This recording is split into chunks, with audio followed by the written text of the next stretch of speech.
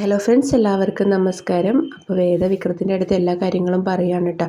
അങ്ങനെ ശ്രീയേട്ടനാണ് ഇതിൻ്റെ എല്ലാം കാരണം. അത് സ്വത്ത് മോഹിച്ചിട്ടാണ് മുത്തശ്ശൻ എൻ്റെ പേർക്കാണ് ഈ സ്വത്തൊക്കെ എഴുതി വച്ചിരിക്കുന്നത്. ഞാൻ കല്യാണം കഴിച്ച് എനിക്കുണ്ടാവുന്ന മക്കൾക്ക് ഇതെല്ലാം എന്ന് മുത്തശ്ശൻ എഴുതി വച്ചിട്ടുണ്ട്. അതാണ് വിക്രത്തിനെ ഇല്ലാതാക്കിയിട്ട് ദർശനെ കൊണ്ട് കല്യാണം കഴിപ്പിച്ച് ഈ സ്വത്തെല്ലാം അവരുടെ കുടുംബത്തിലേക്ക് കിട്ടാൻ വേണ്ടിയിട്ടാണ് ശ്രീയേട്ടൻ ഇങ്ങനെയൊക്കെ കാണിക്കുന്നത്. ശ്രീയേട്ടന് സ്വത്തും പണം മാത്രം മതി എന്നൊക്കെ ഇങ്ങനെ വേദം ഇങ്ങനെ പറയുകയാണ് കേട്ടോ. അപ്പോൾ ഇതിനെല്ലാം കാരണം ശ്രീയാണെന്ന് മനസ്സിലായ വിക്രം ചാടിപ്പിടിച്ച് എഴുന്നേൽക്കുകയാണ് ശ്രീനോട് ചോദിക്കാൻ വേണ്ടിയിട്ട്. അപ്പോൾ വിക്രത്തിന് തടയാണ് വേദ. വിക്രം പോവരുത്, നമ്മൾ സ്വപ്നം കണ്ട നമ്മുടെ ആ ജീവിതം നമുക്ക് കിട്ടണമെങ്കിൽ എല്ലാം സഹിച്ച് ക്ഷമിച്ചു ഇരിക്കണം എന്നൊക്കെ പറഞ്ഞ് വേദ വിക്രത്തിനെ ഇങ്ങനെ കെട്ടിപ്പിടിക്കുകയാണ് കേട്ടോ. അതിൽ വേദയുടെ ആ സ്നേഹത്തിൽ വിക്രം കീഴടങ്ങാണ് കേട്ടോ.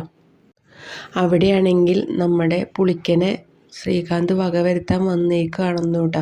അതെല്ലാം മാറി നിന്ന് ഒന്നും ചെയ്യാൻ പറ്റാണ്ട് നമ്മുടെ അനിയൻകുട്ടൻ എല്ലാം കണ്ടുകൊണ്ട് നിൽക്കായിരുന്നു കേട്ടോ.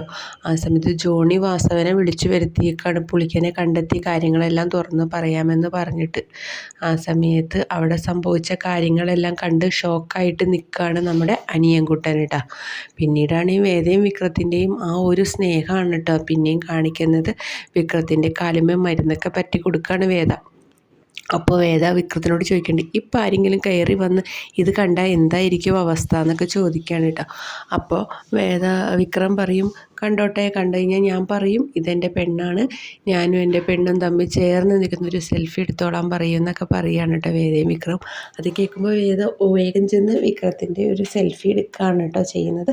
എന്തായാലും നമ്മുടെ വേദയും വിക്രത്തിൻ്റെ പ്രണയവും അതേപോലെ തന്നെ ശ്രീകാന്തിൻ്റെ കള്ളത്തരങ്ങളും നമുക്ക് കാത്തിരുന്നതിനെ കാണാൻ. നമ്മുടെ വീഡിയോ ഇഷ്ടമെങ്കിൽ ലൈക്ക്, ഷെയർ ചെയ്യാനും സബ്സ്ക്രൈബ് ചെയ്യാനും മറക്കല്ലേ.